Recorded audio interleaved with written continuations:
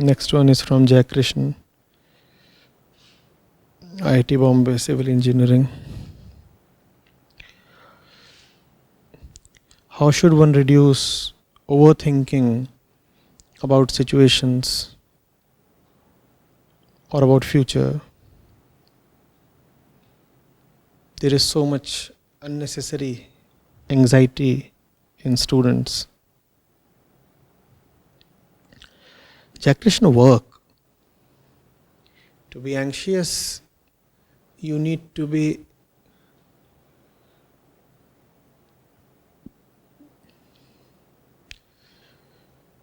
blessed with a lot of spare time.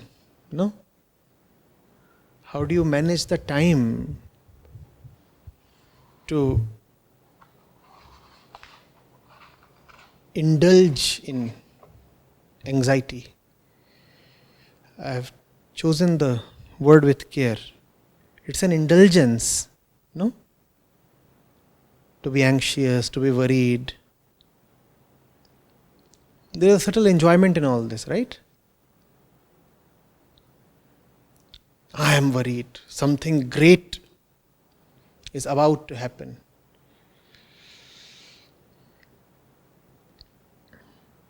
One is subtly sipping some juice.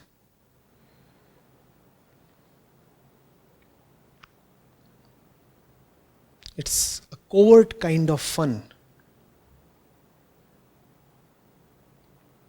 Anxiety, worry.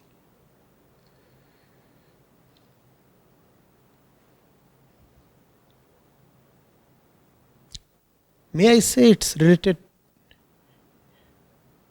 to narcissism?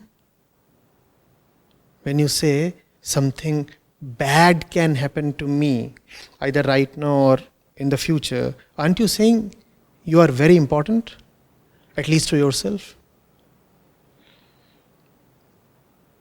Some really big misfortune is going to fall on me.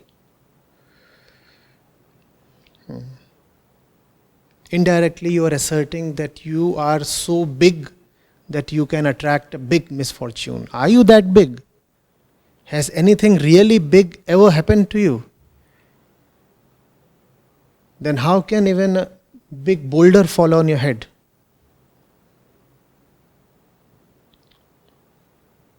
But there is pleasure in worry.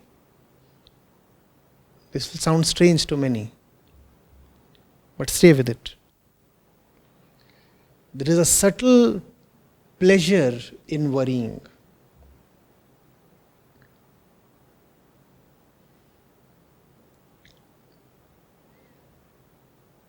The opposite of this self-centered worry is immersion in action. Immerse yourself in the right action, and then where is the space and the time to worry? Surely you are stealing time away from work so that you can indulge in worries and anxieties and fancies of all kinds. Young people fantasize, don't they? Some fantasize about beautiful, pretty, exciting things. Others fantasize of scary demons. But fundamentally, it's much the same thing, is it not? You are using your faculty of imagination to gratify yourself in some way. You have rom-coms, and then you have horror flicks. And one is being played on screen number 3, the other one on the adjacent screen number 4. The audience is much the same, is it not? In fact, some who could not manage a ticket for screen 3 have walked into screen 4. The objective is entertainment.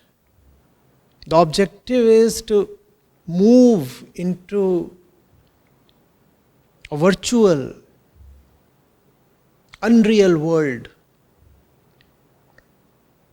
and titillate yourself. On one screen you have a man and a woman doing things to each other's bodies. On the other screen you have the demon doing things to somebody's body. In either case, it's a bloody bodily business. There is blood and there is body. Both the screens. And in both the cases, in either of the cases, you are glued to the screen, right? So that you can forget the real thing. So that you can forget the fact of your life. That's what imagination of all kinds, whether the so-called positive imagination or negative imagination, whether it is hope or worry or despair, that's the purpose they all serve. They take you away from the fact of your life. So you are busy imagining that something very inauspicious, very scary can happen to you in the future. Indirectly, what you are asserting is that presently you are all right. Are you all right? When you are saying that, oh my God, what if tomorrow such a bad thing happens? Aren't you claiming that right now things are almost okay for you? That's what you want to convince yourself of. That you are almost all right. You are not.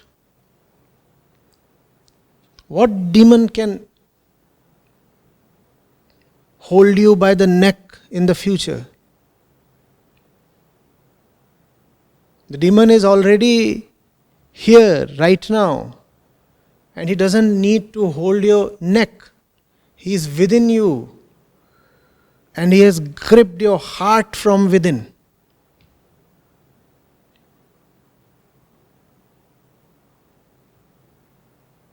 But you don't want to look at that, you want to avoid that. That's why you manufacture fancies.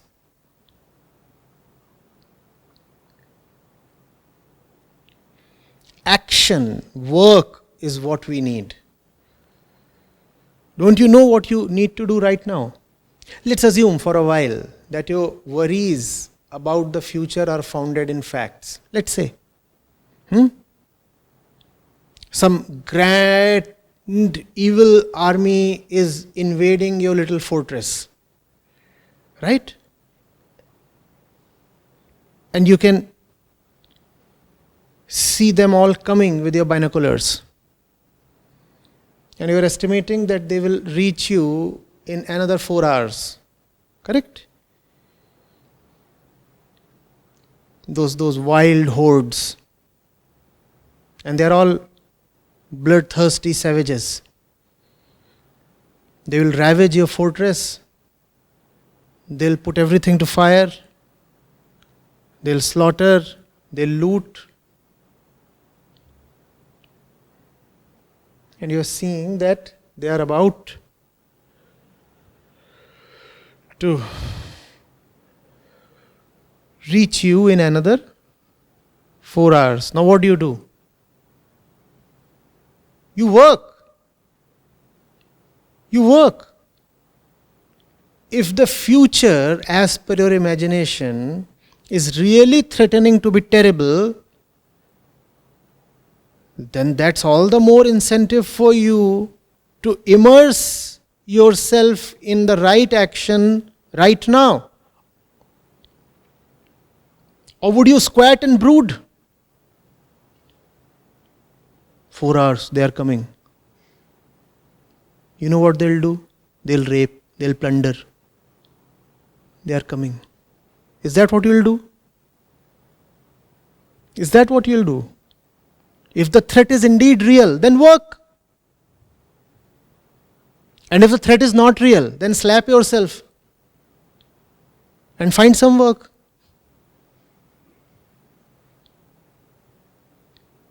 What's the point?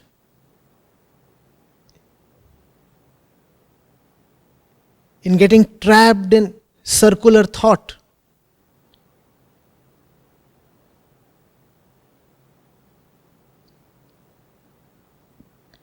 Getting it?